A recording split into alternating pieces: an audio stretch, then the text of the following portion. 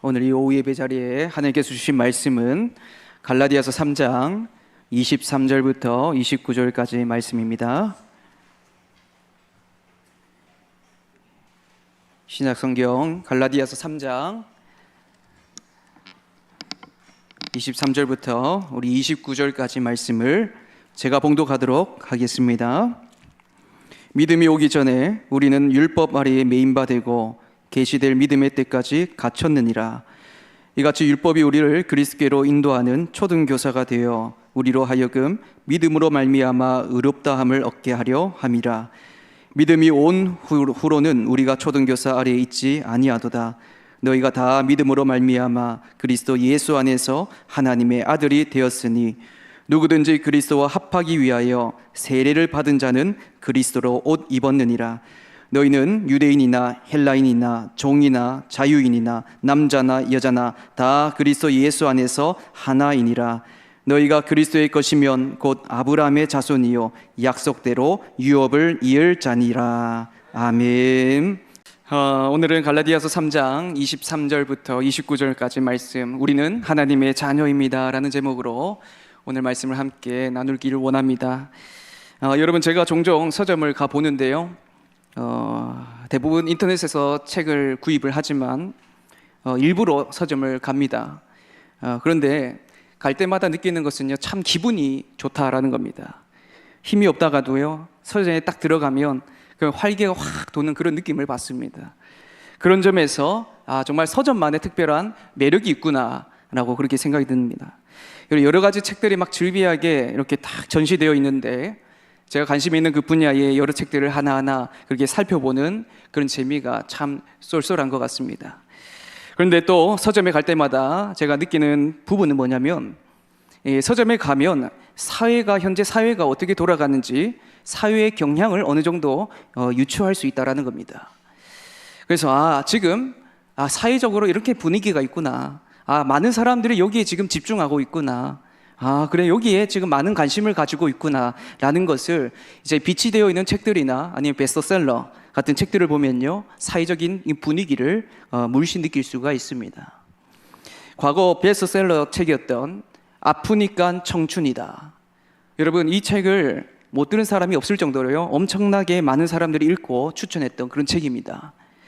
그러니까 여러분, 이 책과 더불어서 이런 종류의 책들이 그 당시에 열풍이었습니다. 다시 말해서 여러분, 그 당시는 사람들이 자기 개발하는데 아주 큰 관심을 가지고요, 자기 역량을 키우기 위해 부단히 애를 썼던 그런 사회적인 분위기였다는 겁니다. 그런데 그러다가 나중에는 어떤 열풍이 불었느냐? 힐링이었습니다. 여러분, 자기 개발 다음에 그 다음으로 힐링에 초점을 두고 유행이 막 일어났거든요. 심지어 TV에서도 여러분 힐링 캠프라는 여러분 이런 토크 프로그램들이 줄을 이루고 있었습니다. 여러분, 과거에는 자기 자신을 위해 열심히 살려고 막 발버둥 치고 힘겨운 시간을 하루하루 참고 보내야 한다, 그렇게 생각을 했습니다.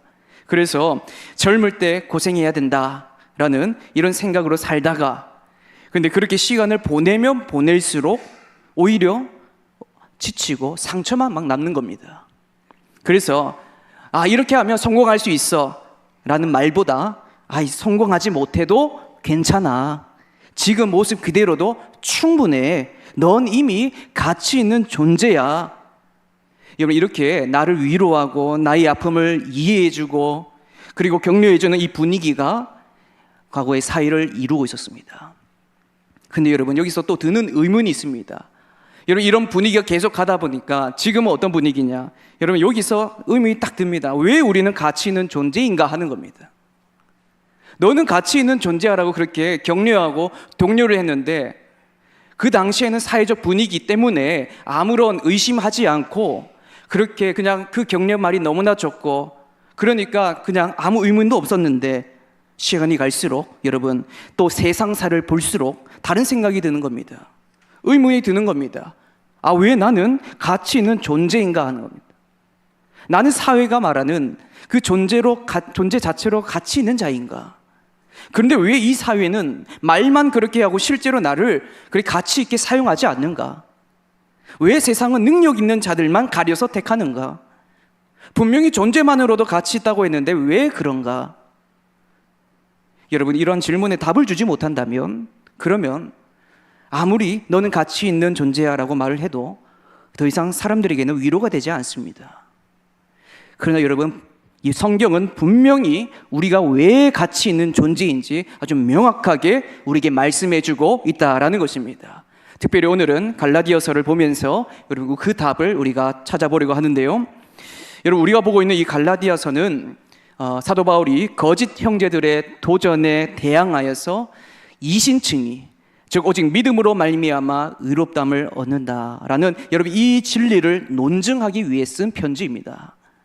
그 중에서 오늘 우리가 읽은 본문은요, 갈라디아 교회 교인들이 지금 어떤 존재인지를 지금 알려주고 있는 겁니다. 그리고 이 내용은 분명 2000년이라는 이 시간의 간격을 넘어서 오늘날 우리 그리스도인들 안에 우리 그리스도인에게도 어떤 존재인지를 지금 우리에게 분명하게 알려주고 있습니다. 사성도 여러분, 그리스도 안에서 우리는 어떤 존재입니까? 이것에 대해서 우리가 세 가지를 살펴보려고 하는데, 그 첫 번째는 바로 우리는 더 이상 율법 아래에 있는 자가 아니다라는 것입니다. 여러분, 우리는 더 이상 율법 아래에 있는 사람이 아님을 믿으시길 바랍니다. 25절 말씀을 우리 다 같이 한번 읽어보도록 하겠습니다. 25절입니다. 시작. 믿음이 온 후로는 우리가 초등교사 아래에 있지 아니하도다. 아멘. 여러분, 여기서 말하는 초등교사가 무엇이냐? 24절에 보면 알 수 있습니다. 24절에 보니까 이같이 율법이 우리를 그리스도께로 인도하는 초등교사가 돼요. 그러니까 초등교사가 뭡니까? 율법이다 라고 말하고 있는 겁니다. 여러분, 율법이 우리의 초등교사가 되는 이유는 율법이 우리를 그리스도께로 인도하기 때문입니다. 다시 말해서 우리가 율법을 지켜 행하면 그는 어디로 다가갈 수 있다고요? 그리스도께로 다가갈 수 있다는 겁니다. 근데 여러분, 문제가 뭡니까? 우리가 율법을 온전하게 지킬 수 있느냐 하는 것입니다. 여러분, 지킬 수 있습니까? 없습니까? 없습니다. 이 세상에 주님의 율법을 온전하게 지키신 사람이 딱 한 분 있다면 그분은 예수님밖에 없습니다. 여러분, 오직 예수님만이 율법을 온전하게 그리고 완전하게 지키셨습니다. 다시 말해서 여러분, 이 말은 뭐냐? 예수님 외에는 이 세상에 그 어느 누구도 율법을 완벽하게 지킨 자가 없다라는 겁니다. 과거부터 지금까지 그랬고요, 앞으로도 마찬가지입니다. 왜 그렇습니까? 우리는 본성상 죄인이기 때문에 그렇습니다. 따라서 여러분, 율법을 지키는 것이 우리로서는 불가능하다라는 겁니다. 그래서 여러분 23절에 보시면 우리는 어디에 메인바 된다고 합니까? 율법에 메인바 되었다 합니다. 여러분, 율법 아래에 메인바 되었다라는 의미는요, 율법이 우리를 그리스도께 인도하는 초등교사임에도 불구하고 우리는 이 율법을 단 하나라도 제대로 지킬 수 없는 죄인이기에 그리스도께 다가갈 수 없다라는 그런 의미입니다. 오히려 이 율법은요, 죄인된 우리에게 감옥이 된다는 겁니다. 우리가 그리스도께 가고 싶어도 여러분, 이 율법 때문에 우리가 다가가지 못하는 것입니다. 그런데 여러분, 우리가 여기서 율법에 대해서 좀 더 자세하게 알아야 하는 것은, 오늘 사도 바울은요, 이 율법이 단순히 우리를 가두고 우리를 매이게 하는 나쁜 것이 아니다라고 말하는 겁니다. 오히려 우리를 살리기 위해서 가둔다라고 말합니다. 여러분, 살리기 위해서 가둔다, 여러분, 이게 무슨 말입니까? 여러분, 고대 사회에서는요, 주인의 아들을 감독하는 사람이 있었습니다. 보통 이들은 노예였는데 주인은 이 노예에게 자녀들의 통학을 지도했고요, 학교 숙제를 도와주게 했지만 이 사람은 교사는 아니었습니다. 이 노예는 주인의 자녀를 보호하고 훈육을 담당하는 그런 역할을 수행했습니다. 그런데 여기서 반전은 여러분, 이 훈육을 할 때 노예가 그다음에 주인의 자녀를 훈육할 때 여러분, 우리가 생각하는 것 달리 우리는 생각으로는 떠받치고 비서처럼 옆에서 잘 해줄 것으로 생각하는데 완전 그와 다르게 여러분, 잔인할 정도로 아주 가혹했다고 합니다. 그래서 주인의 자녀는요, 자유의 날만을 기다렸다라고 합니다. 여러분, 바로 이 훈육자가 사도 바울이 말한 초등교사이자 율법이 수행한 기능이었습니다.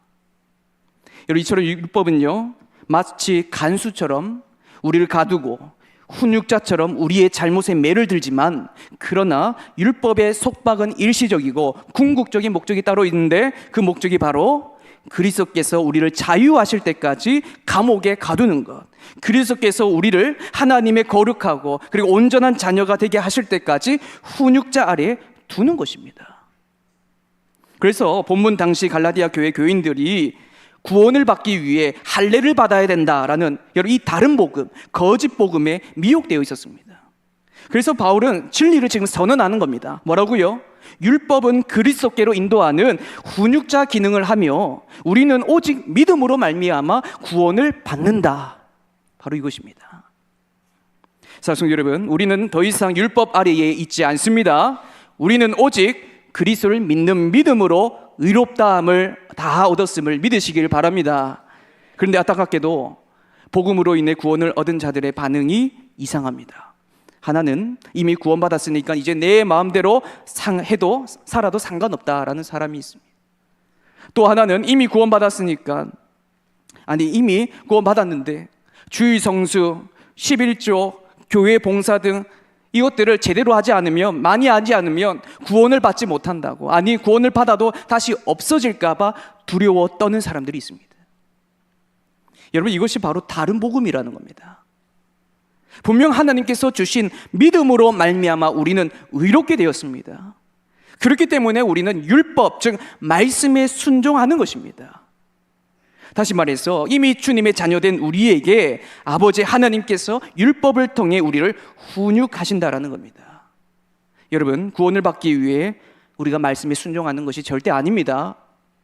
구원을 받았기 때문에 여러분 우리가 마음대로 사는 것이 아닙니다. 오직 믿음으로 말미암아 의롭게 되었기 때문에, 하나님의 자녀가 되었기 때문에 여러분 우리가 하나님의 말씀에 순종하는 것입니다.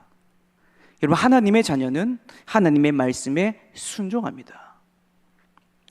여러분, 우리는 더 이상 율법 아래에 있는 자들이 아님을 우리가 꼭 기억하면서 이미 믿음으로 구원받은 하나님의 자녀로서 우리를 훈육하며 또 선하게 인도하시는 그 하나님의 말씀에 우리가 순종하며 나아가는 저와 여러분이 되시기를 축복합니다. 사랑하는 성도 여러분, 그리스도 안에서 우리는 어떤 존재입니까? 두 번째로 우리는 그리스도 예수 안에서 하나님의 자녀라는 겁니다. 우리 26절 말씀 우리 한 목소리로 읽어보도록 하겠습니다. 26절 시작. 너희가 다 믿음으로 말미암아 그리스도 예수 안에서 하나님의 아들이 되었으니. 아멘. 여러분, 사도 바울은 유대인과 이방인을 포함한 모든 갈라디아 교회 교인들에게 말했습니다. 너희 모두는 하나님의 자녀다. 왜냐하면 모든 교인들은 믿음으로 말미암아 그리스도 예수 안에서 하나님의 자녀가 되었기 때문에 그렇다. 그래서 여러분 더 이상 율법 아래에 있지 않고 더 이상 율법에 억압당하지 않는다라고 합니다. 여러분, 하나님의 아들이 되었다는 것, 하나님의 자녀가 되었다는 것은요, 죄 사함을 받았다라는 것이고 동시에 의로운 신분을 우리가 받았다라는 겁니다. 그리고 또 중요한 것은 우리가 한 아버지의 자녀라는 것은 예수님을 믿는 모든 자들이 다 형제 자매라는 것입니다. 이어서 27절에 이렇게 말합니다. 누구든지 그리스도와 합하기 위하여 세례를 받은 자는 그리스도로 옷 입었느니라. 아멘. 여러분, 여기서 그리스도로 옷 입었다는 것에 여러분 특별한 의미가 있는데요, 과거 로마 사회에서는 성인이 되면 어린 시절의 옷을 벗어버리고 새로운 옷으로 갈아입는 그런 문화가 있었습니다. 이것은 성인의 모든 권리와 의무를 가지게 된다라는 그런 의미로 이 의식이, 이 문화가 행해졌습니다. 즉 성인의 옷을 입는다는 것은 성인과 같이 되었다라는 것입니다. 다시 여러분, 그리스도로 옷 입었다라는 것은 누구와 같이 되었다는 겁니까? 그리스도와 같이 되었다라는 겁니다. 자, 그런데 그리스도의 옷을 입기 위한 조건이 있습니다. 무엇이 전제되어야 되느냐? 다시 27절을 보시면 바로 세례를 받는 자, 세례를 받는 자가 그리스도로 옷을 입는다고 지금 말하고 있습니다. 여러분, 당시 기독교로 개종하기 원하는 이방인들은요, 그리스도를 믿는다는 증거로 바로 이 세례를 받았습니다. 이처럼 여러분, 세례는요, 우리와 그리스도의 연합을 확증해 준다라는 겁니다. 믿음은 그리스도와의 연합을 내적으로 확고히 하고요, 세례는 그 믿음을 외적으로 드러내는 역할을 합니다. 따라서 여러분, 믿음과 세례에 의해 그리스도 안에 있는 우리는 하나님의 자녀고, 그리고 그리스도 예수 안에서 우리 모두는 다 하나임을 믿으시길 바랍니다. 당시 유대인들은요, 이방인들과 아주 날카로운 선을 그어놓고, 그리고 심지어 이방인들에게 뭐라고 부르느냐? 개라고 불렀습니다. 여러분, 지금 시대면 정말 있을 수 없는 그런 일인데, 그런 일이 일상이었고 사회적 분위기가 그렇게 허용되었던 시기였습니다. 심지어 유대교로 개종한 이방인들도 아브라함의 자손으로 인정하지 않았습니다. 또한 유대인들은 그들을 노예로 보고요, 움직이는 도구로 불렸습니다. 인간 취급을 하지 않았던 거죠. 그리고 여자를 남자보다 열등한 존재라고 보았습니다. 그런데 사도 바울은 뭐랍니까? 인종적, 사회적, 그리고 성적인 구분 없이 모두가 다 하나다라고 말하는 겁니다. 즉, 하나님 앞에서 여러분, 이러한 모든 구분은 중요하지 않다라는 겁니다. 왜냐하면 하나님 안에서 모든 자녀는 다 동일하기 때문에 그렇습니다. 이것은 분명 여러분, 세상 원리와 부합되지 않습니다. 세상은요, 철저하게요, 기준을 내세워서 사람을 가려내고 분리를 시켜버립니다. 보이지 않는 계급사회가 생기는 것이죠. 그래서 지금도 마찬가지로 유대인들처럼 우리는 다른 사람을 차별하고, 그리고 인격을 모독하는 그런 일들을 우리가 직접 겪을 때도 있고, 심지어 우리는 뉴스를 통해서 주변에서 우리가 이것을 목격하기도 합니다. 그러나 여러분, 성경은 철저하게 이 땅의 모든 사람은 동등한 위치에 서 있다라고 분명히 말씀하고 있습니다. 로마서 3장 23절 한번 보시면요, 이렇게 말합니다. 모든 사람이 죄를 범하였음에 하나님의 영광에 이르지 못한. 여러분, 일부 사람입니까? 아닙니다. 이 땅의 모든 사람이 죄를 범하였다. 죄 아래에 똑같다라는 겁니다. 그리고 로마서 10장 12절 말씀입니다.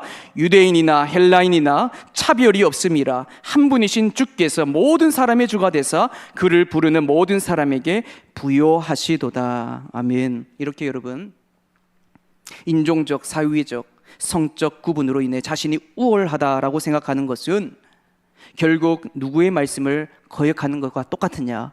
바로 하나님의 말씀을 거역하고 모독하는 것과 똑같다라는 겁니다. 여러분, 우리는 모두 다 죄 아래에 있었던 사람이고, 또 우리는 모두 다 한 분 그리스도를 믿는 그 믿음으로 의롭게 된 자입니다. 다시 말해서 우리는 그리스도 안에서 모두 다 하나임을 믿으시길 바랍니다. 여러분, 과거 우리나라에 처음 복음이 전파되었을 때 오늘날 같은 민주주의 사회가 아니었지 않습니까? 양반과 천민이 있었던 계급 사회였습니다. 그런데 복음이 전파되자 양반과 천민이 한 교회당 안에서 예배를 드렸습니다. 처음에 양반들이 불만을 터뜨리지 않겠습니까? 어떻게 백정들과 함께, 천민들과 함께 같은 자리에서 예배를 드릴 수 있냐? 그래서 교회를 떠났습니다. 그런데 나중에는 다시 회개하고 돌아왔는데, 그리고 그 교회에서 백정이 가장 먼저 장로가 되었습니다. 그 교회가 바로 서울 승동 교회이고요, 그 장로님이 바로 백정 박성춘이라는 사람이었습니다. 그는 다음과 같이 이렇게 말했습니다. 예수 안에서는 양반과 천민의 구별이 없다. 사랑하는 성도 여러분, 우리는 그리스도 안에서 하나라고 말합니다. 하지만 우리 마음은 다른 지체들과 비교하며 우월감이나 아니면 열등함을 느끼곤 합니다. 다른 지체들을 무시하거나 질투하기도 합니다. 그런데 내가 가진 그 무엇이 우월함의 이유가 되거나, 반대로 내가 가지지 못한 그 무엇이 열등감의 원인이 된다면 그것은 우리를 하나 되게 하신 그리스도를 모독하는 행위입니다. 여러분, 우리는 우리 눈에 보이는 것을 넘어서 그리스도 예수 안에서 한 형제 자매이자 그리스도의 몸의 각 지체임을 우리가 항상 기억하시기를 바랍니다. 그래서 우리는 서로를 겸손하게 대하며 주님의 명령대로 내 이웃을 사랑하며 섬기는 그런 저와 여러분이 되기를 바랍니다. 그리스도 안에서 우리는 어떤 존재입니까? 마지막으로 우리는 하나님 나라의 상속자입니다. 우리 29절 말씀 우리 함께 읽어보도록 하겠습니다. 29절 시작. 너희가 그리스도의 것이면 곧 아브라함의 자손이요 약속대로 유업을 이을 자니라. 아멘. 사도 바울은 갈라디아 교회 교인들에게 말했습니다. 너희가 그리스도의 것이면 그러면 할례를 받든지 안 받든지 모두가 다 하나님 나라의 상속자다. 자, 여기서 그리스도의 것, 너희가 그리스도의 것이라면 한데, 그리스도의 것이란 뭐냐? 바로 그리스도와 한 몸이 되는 것, 즉 그리스도와의 연합을 의미를 합니다. 그런데 왜 사도 바울은요, 너희가 그리스도의 것이라면 그러면 곧 아브라함의 자손이요 이렇게 말하고 있는데, 왜 아브라함의 자손이요 라고 이렇게 말했을까요? 아니, 너희가 그리스도의 것이면 곧 그리스도와 연합한 것이다, 아니면 너희는 그리스도의 지체다, 그리스도의 친구다, 신부다라는 이런 표현을 쓸 수도 있는데, 왜 하필 사도 바울은 아브라함의 자손이요 라고 이렇게 말했을까요? 그 이유는요, 당시 유대인들의 오만함을 깨뜨리기 위해서였습니다. 유대인들은 자신이 아브라함의 자손이기 때문에 자동적으로 누구의 백성? 하나님의 백성이라고 생각했던 겁니다. 즉 선민 사상이 그들에게 있었다는 것이죠. 우리는 택함 받은 백성이야. 여러분, 이것이 그들 정신에 완전 틀어박혀 있었던 겁니다. 그래서 사도 바울은 유대인들에게 이렇게 외친 겁니다. 아니, 유대인이라고 할례 받았다고 아브라함의 영적 자손이 아니다. 아브라함과 같이 믿음으로 의롭다함을 받은 자가 바로 아브라함의 영적 자손이다. 여러분, 그리스도 예수 안에서 하나님의 자녀된 우리가 바로 아브라함의 영적 자손임을 믿으시길 바랍니다. 우리는 오직 믿음으로 하나님께서 아브라함에게 하신 약속의 상속자가 다 되었습니다. 현재 우리가 사는 시대는 금수저와 흙수저를 논하는 시대입니다. 금수저를 물고 태어난 아이들은 어려서부터 비싼 사교육을 받습니다. 그리고 부모의 바람대로 명문대에 진학을 하고요, 사회적으로 높은 위치에 올라갑니다. 돈도 잘 벌고요, 그리고 남들이 부러워하는 화려한 결혼도 합니다. 이것이 세상 사람들에게는 인생의 목표이자 전부입니다. 금수저를 유지하기 위해서, 금수저가 되기 위해서 사는 시대가 바로 오늘날의 시대입니다. 이렇게 물질 만능주의가 판을 치고 있는 이 시대에 물질이 우리 인생의 전부가 되어버렸습니다. 하지만 여러분, 시편 기자가 이렇게 말합니다. 우리의 연수가 70이요 강건하면 80이라. 여러분, 지금은 100세 시대라고 하지만 아무리 많이 살아봐야 100세 언저리입니다. 여러분, 이 땅에서의 삶이 전부인 것 같지만 여러분, 화살처럼 신속하게 지나가지 않습니까? 우리가 잘 알고 있는 부자와 거짓 나사로 이야기, 여러분, 이 이야기에서 깨닫게 되는 것은요, 이 땅에서의 마지막은 차이가 없다라는 겁니다. 아무리 휘황찬란하게 살았다고 해서, 아무리 못 살았다고 해서 차이가 있지 않다라는 겁니다. 결국 마지막은 똑같은 죽음만 있을 뿐입니다. 그런데 여러분, 이 죽음 이유는 어떻습니까? 차이가 있습니까? 없습니까? 있다라는 겁니다. 부자는 어디에 떨어졌습니까?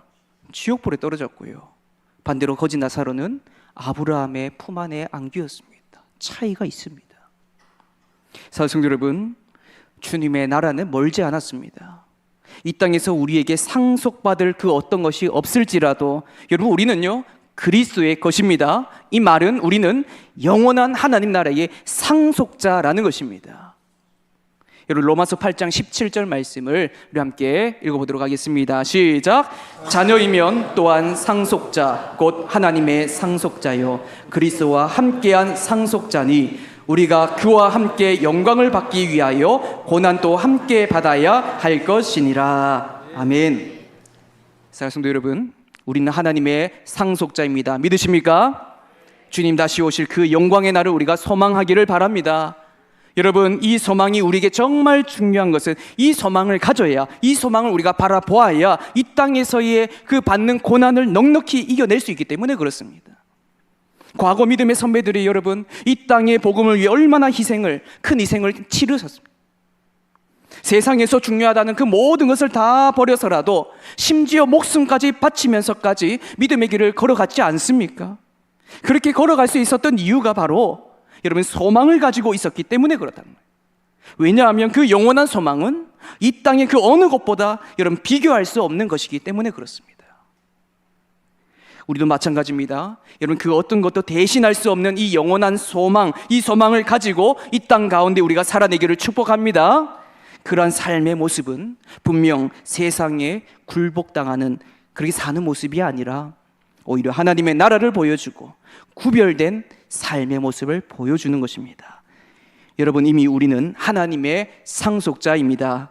그렇다면 우리가 상속자로서 우리가 삶을 살아야 될 줄로 믿습니다. 여러분, 우리는 왜 가치 있는 존재입니까? 여러분, 우리가 어떤 존재이기 때문에요? 우리는 더 이상 율법 아래에 있는 존재가 아닙니다. 다시 말해서 우리는 예수 그리스도를 믿음으로 죄와 사망에서 자유함을 얻은 구원받은 존재라는 겁니다. 그런데 거기서 더 나아가 우리는 누구의 자녀까지 되느냐? 하나님의 자녀까지 되는 권세를 얻은 존재입니다. 여러분, 우리는 무려 하나님의 자녀인 겁니다. 그리고 하나님의 자녀는 곧 하나님의 상속자에 해당합니다. 여러분, 우리의 존재가 바로 이렇기 때문에 우리는 우리 존재만으로 가치가 있다라는 것입니다. 그렇기 때문에 여러분, 우리는 이제 더 이상 세상이 주는, 세상에서 오는 그 어줍지 않은 위로에 넘어가지 않습니다. 오히려 우리의 가치를 우리가 확신하며 당당하게 누가 뭐라 해도, 세상의 잣대를 들이대며 조롱을 한다 해도 우리가 거기에 주눅들지 않습니다. 그리고 세상의 원리에서 벗어나서 우리 눈에 보이는 것만으로 상대방을, 너의 형제 자매를 판단하지 않습니다. 겸손함으로 서로 섬기고 사랑으로 서로를 돌보는 것입니다. 여러분, 치리하는 것도 역시 사랑입니다. 여러분, 이것이 바로 교회라는 겁니다. 여러분, 이렇게 우리의 존재가 우리가 무엇인지 정확하게 알아야, 그리고 이것을 세상 가운데 들고 가야 세상 가운데서도 우리가 살아있는 교회로 살 수가 있습니다. 저와 여러분의 삶의 모습이 바로 이 살아있는 교회의 모습이 되기를 소망합니다. 특별히 우리 중고등부 학생들이 이번 수련을 통해서 이 세상의 가치관에 벗어나 하나님의 눈으로 이 세상을 바라보고, 하나님의 눈으로 주변에 있는 친구와 사람들을 바라보고, 무엇보다 하나님의 눈으로 자기 자신이 어떤 존재인지를 좀 제대로 바라봤으면 좋겠다라는 소망을 가지고 있습니다. 한창 질풍노도의 시기 아닙니까? 여러분, 성인이 되는 그 과정에 정신적으로 그리고 육체적으로 엄청난 변화의 과정을 겪고 있습니다. 여러분, 북한이 못 쳐들어오는 이유가 뭔지 아십니까? 중이 때문에 그렇다. 여러분, 이런 우스갯소리가 있을 정도로, 여러분, 이런 말이 나올 정도로 청소년 시절은요 정말 혼돈 그 자체입니다. 그러니까 얼마나 예민한지요. 그러니까 얼마나 방황을 하는지요. 특히 여러분, 자아 정체성이 이때 잘 정립돼야 되는데, 다시 말해서 자기 자신이 누군가, 내가 가치 있는 존재인가, 이걸 발견해야, 그래야 이들이 확신 가운데에 하나님의 비전을 가지고 이 인생길을 잘 걸어갈 수가 있습니다. 이번 수련을 통해 우리 학생들이 자신이 왜 가치 있는 존재인지 좀 분명하게 하나님 앞에서 깨닫는 그런 기회장이 되었으면 좋겠습니다. 이런 집회 가운데 하나님을 만나는 역사가 일어나길 바랍니다. 정말 수련의 설교 말씀이 이들에게 하나의 지식으로 끝나는 것이 아니고, 정말 살아계신 그 하나님을 만나고 정말 내가 하나님의 자녀인 것을 확신하는 역사가 일어나기를 소망합니다. 여러분, 그렇게 살아내는 생생한 복음의 역사가 일어날 때에 여러분 한번 상상해 보십시오. 여러분, 이들이 어떻게 위대하게 하나님께 쓰임을 받을지 말입니다. 저는 이것을 상상하면요 가슴이 막 뜨거워집니다. 이들이 그렇게 사는 것을 생각하면 그렇습니다. 여러분, 이번 수련회, 중고등 수련을 위해서 기도해 주시고 많은 관심을 주시길 바랍니다. 이들이 우리의 희망이자 우리 교회의 희망입니다. 이번 수련회는 자체적으로 시행이 됩니다. 이번 주 수요일부터 금요일까지 2박 3일로 우리 한우리 연소에서 진행이 되는데, 여러분, 하느님의 눈으로 바라보자, 한마디로 기독교 세계관을 정립시키는 목표로 말씀과 그리고 모든 순서가 진행이 됩니다. 현재까지 수련회 참여 인원이 80명입니다. 우리 학생들로만 80명입니다. 여러분, 지금도 계속 신청이 이루어지고 있는데요, 여기에 새 친구가 10명이 됩니다. 아무것도 모르는 친구들이 단지 자기 친구 따라서 끌려갑니다. 얼마나 아름다운 모습인지 모르겠습니다. 여러분, 이번 수련을 통해서 정말 이들의 영혼이 구원받아서 하나님의 자녀가 되는 역사가 일어나기를 소망합니다.